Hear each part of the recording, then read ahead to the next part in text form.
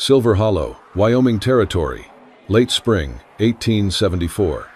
A small wooden church on the edge of town.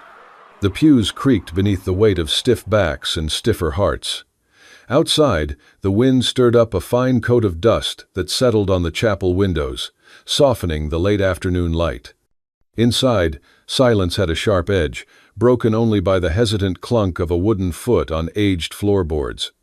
Eliza May stood at the threshold of the aisle, her hands clenched tight around a wildflower bouquet. Her dress was simple, white muslin, hand-stitched with care and uneven seams. It clung modestly to her thin frame, the hem lifting slightly over her right leg, revealing the leather boot on one foot and the polished curve of a wooden prosthetic on the other. The hush in the room was heavy, but not kind, eyes cut like knives. "She is limping," a woman whispered behind her fan. "I heard she cannot even walk a mile without falling," murmured another.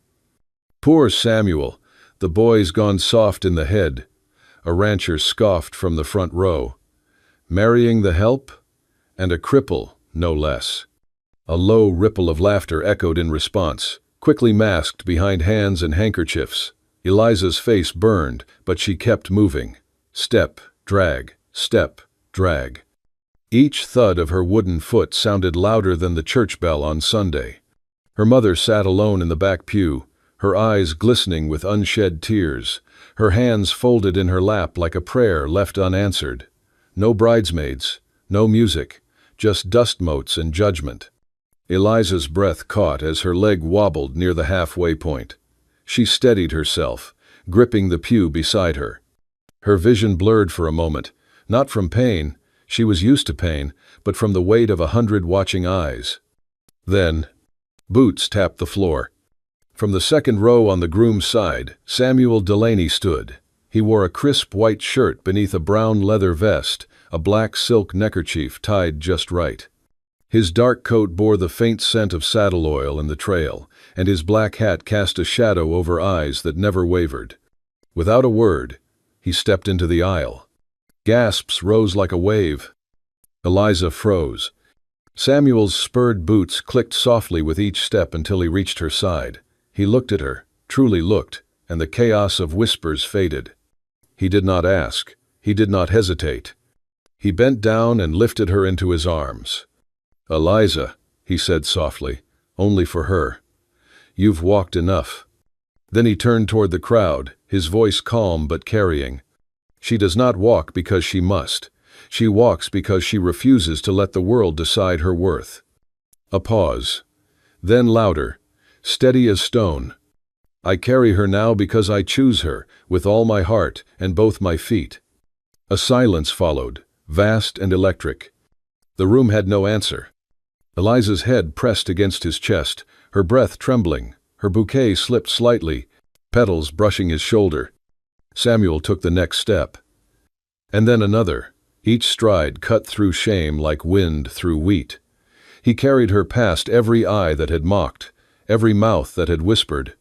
The aisle was no longer hers to cross alone. And no one dared speak again. 13 years earlier, Silver Hollow, Wyoming Territory, 1861. Eliza May was born into dust and dishwater. Her earliest memories were of heat, of the sun baking the dry fields around Silver Hollow, of the wood stove where her mother stirred endless pots for the Delaney family, and of her own tiny hands, red from scrubbing floors before she could write her name. Her mother, Ruth, was a servant for the largest ranch in the territory.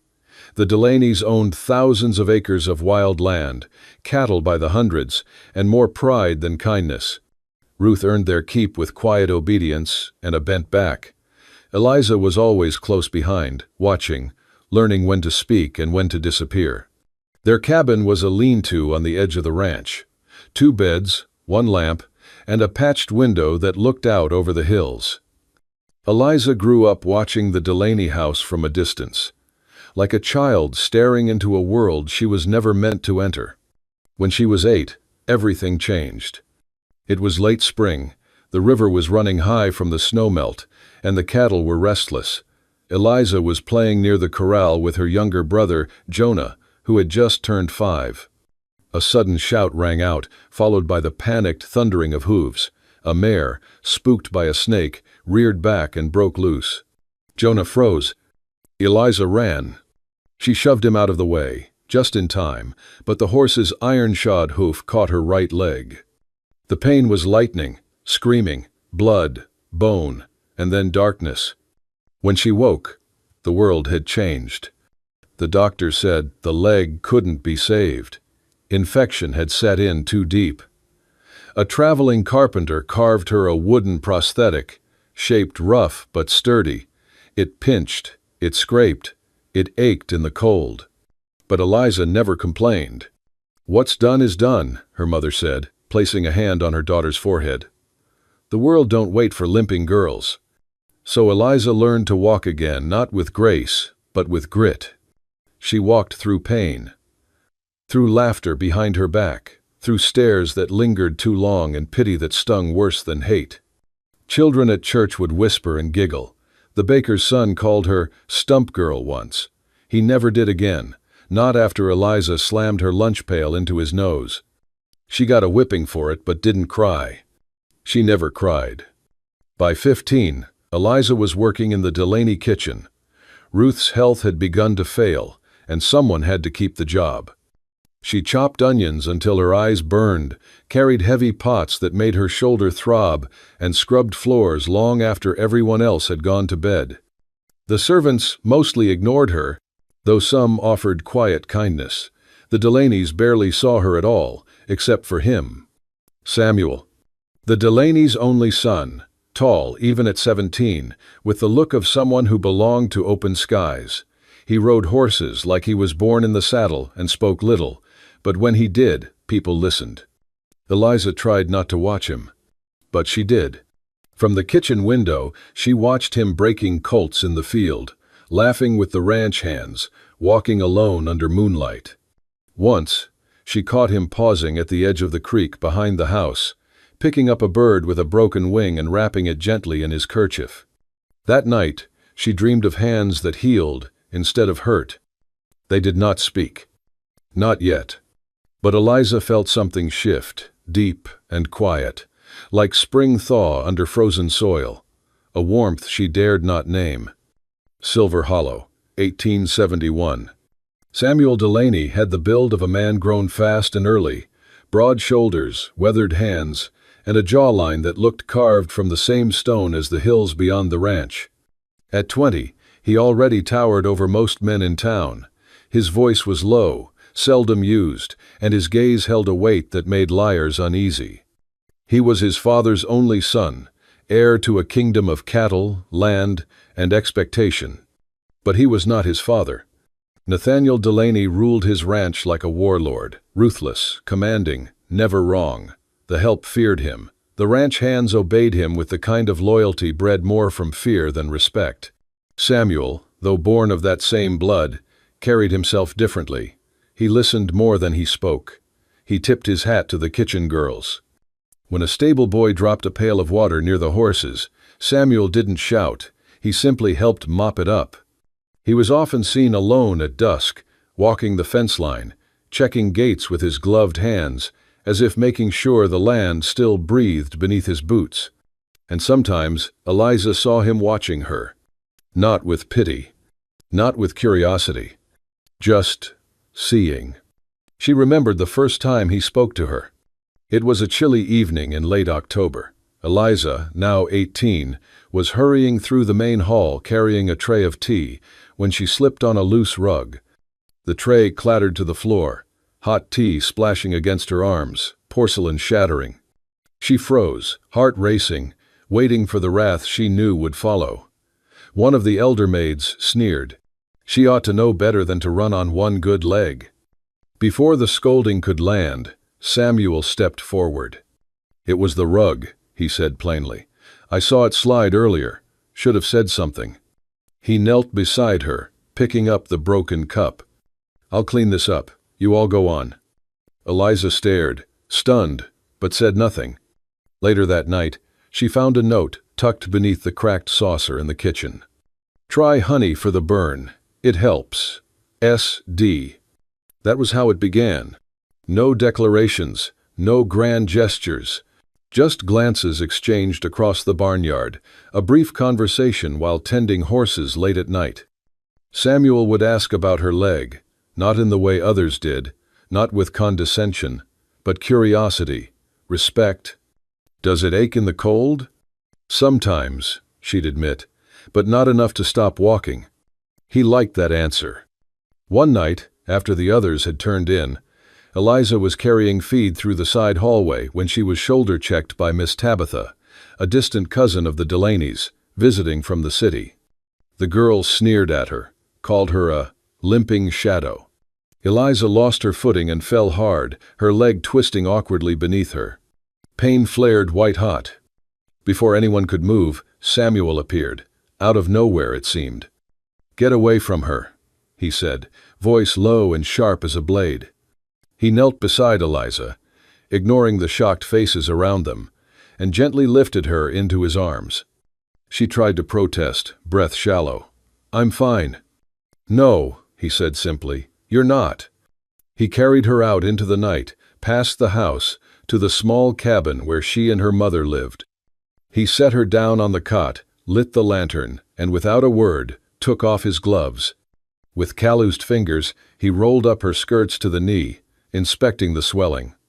He tore a strip from his own undershirt and began to wrap her leg, slow and careful. The silence was full, not empty. When he finished, he looked at her and said, "Next time she lays a hand on you, you tell me." Eliza blinked. "Why would you care?" Samuel didn't smile. He just held her gaze a little longer than he should have. "Because someone ought to." Silver Hollow, 1871, 1873. The space between silence and longing. There was a tree behind the old chapel, an aspen with a crooked trunk and a hollow at its base. Most folks in Silver Hollow had long since stopped attending the church, claiming the roof leaked and the preacher drank. But for Eliza and Samuel, the chapel became something else entirely. Their sanctuary.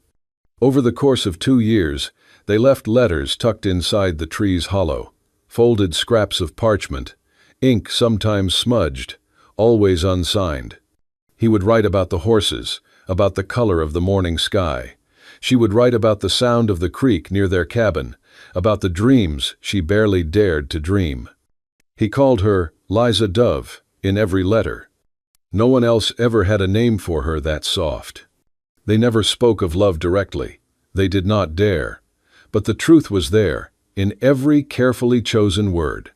Samuel taught her to ride on quiet Sundays, taking the back trails behind the ranch, far from watching eyes. He'd help her mount, never hurrying, never flinching at the sight of her wooden leg. His patience was endless. "Balance comes from the hips," he said one afternoon, walking beside the horse. "You do not need 2 legs to command a creature, just heart." She had plenty of that. When she faltered, he steadied her. When she doubted, he reminded her, not with speeches, but with his presence.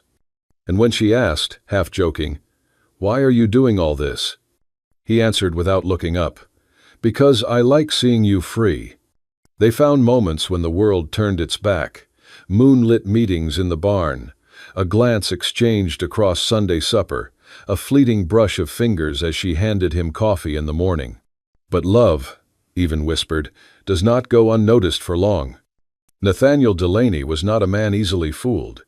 He noticed the changes in his son, the quiet smiles, the early rides, the late returns. One night, Samuel came home after midnight, boots muddy, a small ink stain on his cuff. His father was waiting. "What's her name?" Nathaniel asked without preamble. Samuel didn't answer. "What's her name, boy?" Still silence. That was enough. The lash came down hard. In the barn, where no one could hear over the wind and the braying of horses, Nathaniel Delaney beat his son with a braided leather whip meant for wild stallions. Samuel did not cry out, did not explain, did not name her. From the shadows beyond the paddock, Eliza watched it all. She had come to bring a letter. She saw the first strike, and then the second. Her breath caught in her throat as she stumbled backward, hand over her mouth, heart pounding. He never saw her there. She ran, blinded by tears, the letter crushed in her fist. The next day, he left no note, but she found a single feather tucked into the hollow of the aspen, white, soft, like a dove's. She kept it beneath her pillow. From then on, they were even more careful. No more late-night meetings, fewer letters, more silence. But the love did not fade. It deepened, quiet and defiant, a truth they both carried like a hidden scar. He bore his pain without bitterness. She bore hers with quiet fire. And together, they learned to wait. Spring, 1874, the storm before the vow. The deal was made over whiskey and cattle counts, not love, not character, and certainly not consent, just ledgers and legacy. Mayor Whitmore of Grafton had a daughter named Abigail, a woman of silk gloves, imported perfume, and a gaze that often lingered too long on her reflection. She had no fondness for ranches, or dust, or men who smelled of horses, but she was willing to do her duty, so long as the price was right and the altar grand. Nathaniel Delaney, meanwhile, had everything but peace. Land stretching beyond the horizon, cattle by the hundreds, a family name that opened doors, and a son who refused to walk through them.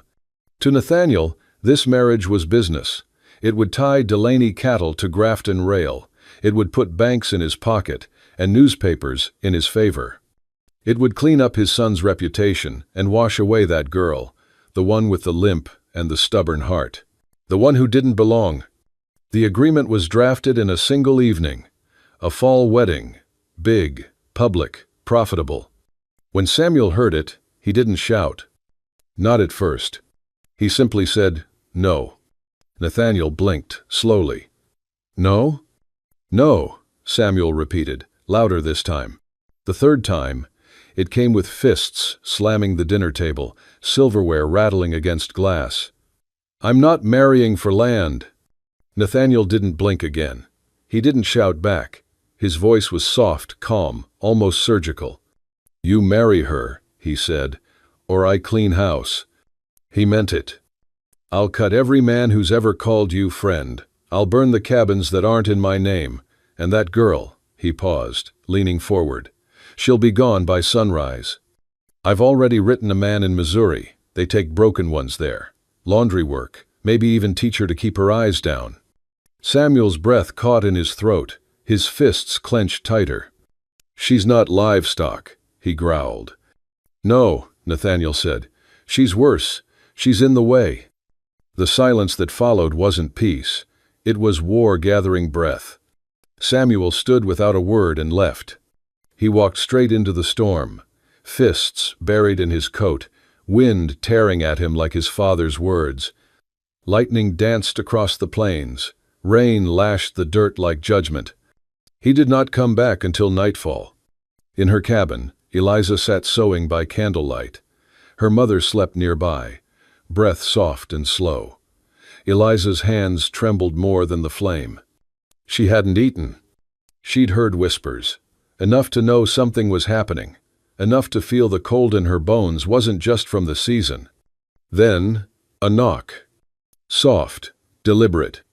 She opened the door, and there he stood, soaked through, shivering, jaw bruised and stiff. In one hand, a coiled rope. In the other, a ring made of twine. "I don't have diamonds," he said, voice torn from wind and fury. "But I have this, and my name," and a horse saddled and ready. Eliza stared. He stepped closer. "I would never ask you to run if I thought you deserved less. But I won't let them trade my life for land, and I sure as hell won't let them treat you like cattle." His voice broke then, not from weakness, but from weight. "If you say yes, Liza Dove, I will choose you. Over money, over family, over everything. In tellin'." For a moment, thunder filled the silence between them. Then she stepped aside. He entered. She took the twine in her hands and slid it onto her finger. It fit, barely. But the promise inside it? That fit just fine.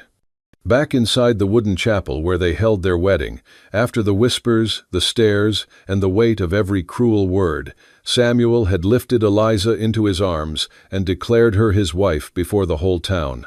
Now, gently, he set her down on the front pew, the one reserved for brides, right beneath the pulpit, where the preacher stood clutching his worn Bible with trembling hands. Eliza's wooden leg rested awkwardly beneath her white muslin dress, her bouquet still clutched in both hands. Her chest rose and fell with quiet force, her eyes fixed only on the man who stood beside her. Samuel remained on his feet, unwavering. The preacher cleared his throat. "Shall we begin the ceremony?" Samuel gave a firm nod. A hushed murmur moved through the pews. One man whispered, "This is madness." But no one dared speak louder than that. As the preacher lifted his Bible, just as he opened his mouth to begin, the ground itself seemed to respond. The sound of galloping hooves echoed from the distance, sharp, rhythmic, thunderous. Then came boots on wood. 6 men in dust-stained vests and holstered guns pushed open the chapel doors.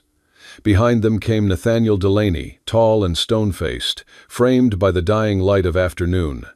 The crowd tensed. Samuel didn't flinch. Eliza's hand found his again, and he squeezed it tight. Nathaniel's eyes scanned the room. He didn't speak, didn't need to. His gaze settled on Eliza, dressed in white at the altar, and the contempt in his silence was deafening. The preacher stammered, Should I continue?" Samuel looked straight ahead. "Read it." The preacher swallowed hard and lifted his voice. "By the power vested in me by the territory of Wyoming, and in the presence of God, I now pronounce you husband and wife." The air shifted. Samuel turned toward Eliza. "You're mine now, Liza Dove." He bent low, pressed a kiss to her forehead, then lifted her into his arms once more. Together, they walked down the aisle, not with defiance this time, but with reverence. The chapel doors swung wide, and sunlight poured in golden across the wooden floor. The crowd parted in silence as Samuel stepped outside, Eliza's veil catching the wind. But before they could cross the threshold, 6 armed men blocked their path at the church steps. Samuel stopped, his jaw tensed. He gently set Eliza down on the top stone. Her hands clutched his sleeve. "Stay here," he said softly. "I just need a minute." Then he turned to face them. The first man lunged. Samuel caught him with a swift elbow to the ribs. Another swung wide. Samuel ducked and drove a punch into his gut. A third came in fast. Samuel spun and sent him sprawling with a boot to the chest. 3 down. But there were more. 2 others grabbed him from behind, locking his arms. A flurry of fists followed, hard, merciless. Blood spattered across Samuel's shirt. His hat flew off. He groaned, but didn't fall. Eliza screamed his name. She tried to rush down the steps, dragging her wooden leg, but one of the men held her back. Samuel struggled, breaking free long enough to drop another man with a wild right hook. But he was tired, bleeding, surrounded. He fell to one knee, then stood again, staggering, breathing hard. His eyes never left hers, and that was when Nathaniel Delaney stepped forward. He watched his son, battered, bruised, defiant. Samuel stood, fists clenched, shielding the woman his father had tried to erase. Nathaniel's expression didn't change, but something flickered in his gaze. Then, with a single nod, he said, "Enough." The beating stopped. The ranch hands froze, then backed away. Nathaniel turned without a word. He mounted his horse and rode off into the horizon, leaving silence in his wake. Eliza broke free and limped to Samuel's side. His knees buckled into hers as she dropped down and wrapped her arms around him. He tried to smile through the blood. "Told you, I just needed a minute." She laughed through tears, clutching him tighter. There were no cheers, no victory. Just 2 souls who had nothing left except each other. The hill beyond Silver Hollow, early summer, 1874.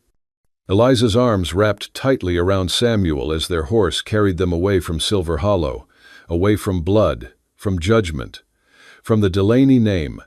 The wind tore at her veil as it slipped free, catching on the breeze like a ghost left behind. The sun dipped low behind the hills, bleeding orange and gold into the sky as the two lovers vanished over the ridge. By the time they reached the small cabin nestled beneath the bluff, Samuel was barely conscious. The place had once been a trapper's shelter, long abandoned. Over weeks of stolen nights, they'd scrubbed it clean, patched the holes, and laid straw for bedding. It wasn't much, but it was theirs. Samuel slid from the saddle with Eliza's help, half falling into her arms. She gritted her teeth, ignoring the pain in her wooden leg, and hauled him inside.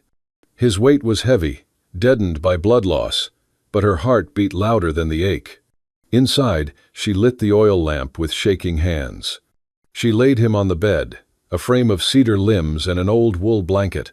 His shirt was torn, soaked through with blood.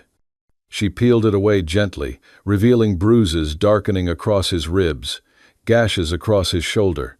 "Samuel," she whispered, brushing hair from his face. "You stubborn, beautiful fool." She moved like a shadow through the room, boiling water, mixing herbs, tearing strips from an old bedsheet. Her limp grew worse by the hour, but she didn't rest. Through the night, the wind rattled the shutters, rain tapped gently on the roof. The cabin smelled of pine resin and iron. He didn't stir.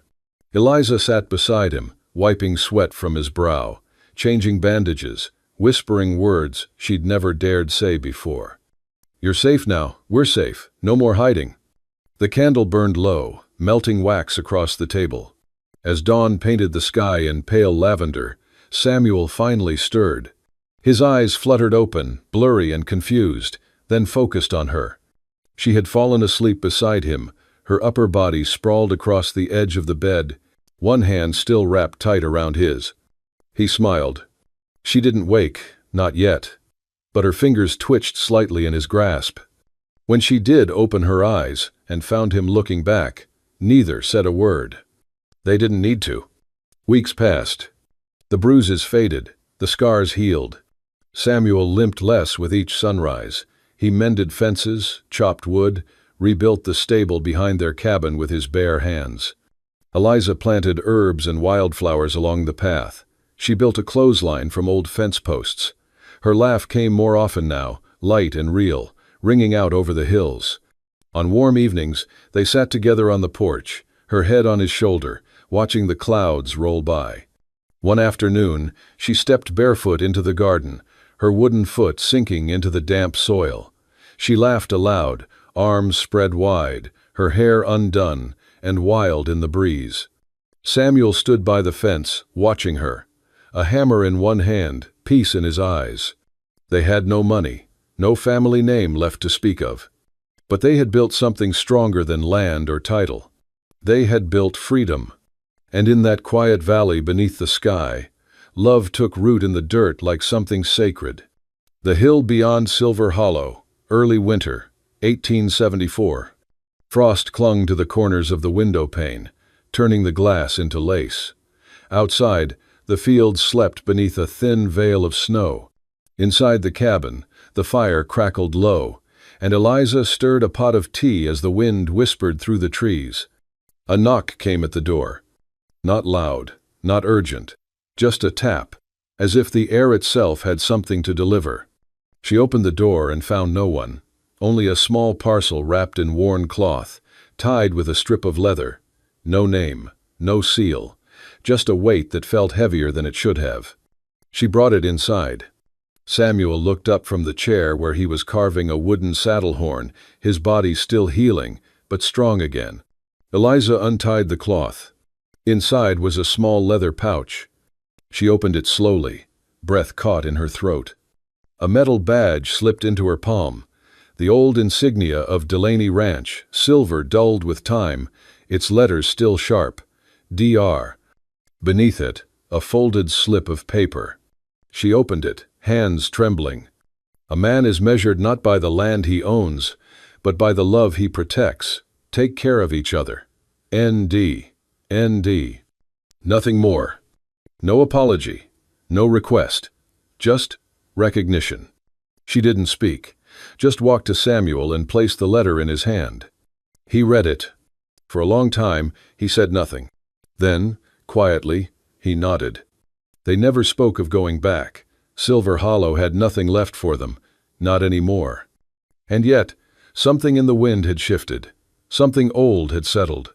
Spring came late to the hills, but when it did, it bloomed with more than flowers. Eliza turned the cabin's front room into a schoolhouse.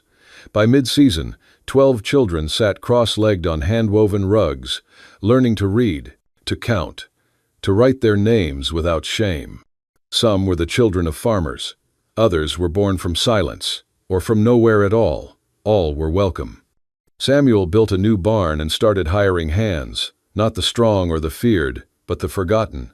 Widows, drifters, a young Comanche boy who'd been run off by ranchers.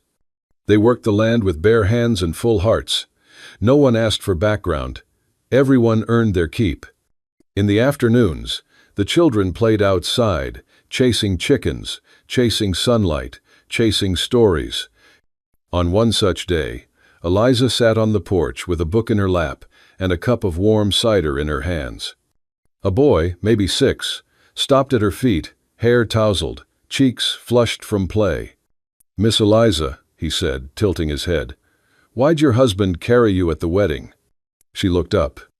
Across the field, Samuel was mending the fence line, shirt sleeves rolled up, a hammer in hand. His back was turned, but she could feel him, steady as ever. She smiled. "Soft, sure. Because he saw a heart worth carrying," she said, setting the book aside. Then she looked down at the boy, her voice gentle as the breeze. "And that kind of love never limps." The boy grinned and ran off, his laughter trailing behind him like sunlight. Eliza watched for a moment longer, then rose, stepping into the fading day. Her wooden leg pressed into the soft ground with every step, a sound she no longer hid. Samuel turned. Their eyes met. He smiled, just a flicker, quiet and full. Like the wind, like time, like a man who had fought the world for love and won. The hill bathed in golden light as the sun began to set, stretching their shadows long across the land they now called home. Not rich, not famous, but free, and finally, whole. And that's how a battered cowboy and a girl with a wooden leg built something stronger than any name, any ranch, or any legacy. They built a life stitched from scars, rooted in truth and carried by love. Not every story from the Wild West ends in gunfire or gold. Some end in a quiet cabin, a letter from a changed man, and a kind of love that never limps. If this story stirred something in you, if it made you feel, remember, or believe, go ahead and smash that like button, drop us a comment, and most of all, subscribe to Wild West Love Stories. We've got more heart-wrenching, soul-stirring tales of forbidden love, fierce loyalty, and second chances in the untamed American frontier. Tell us what part broke you, or healed you. And don't forget to ring the bell. You won't want to miss the next ride. Until then, where bullets missed, but hearts didn't.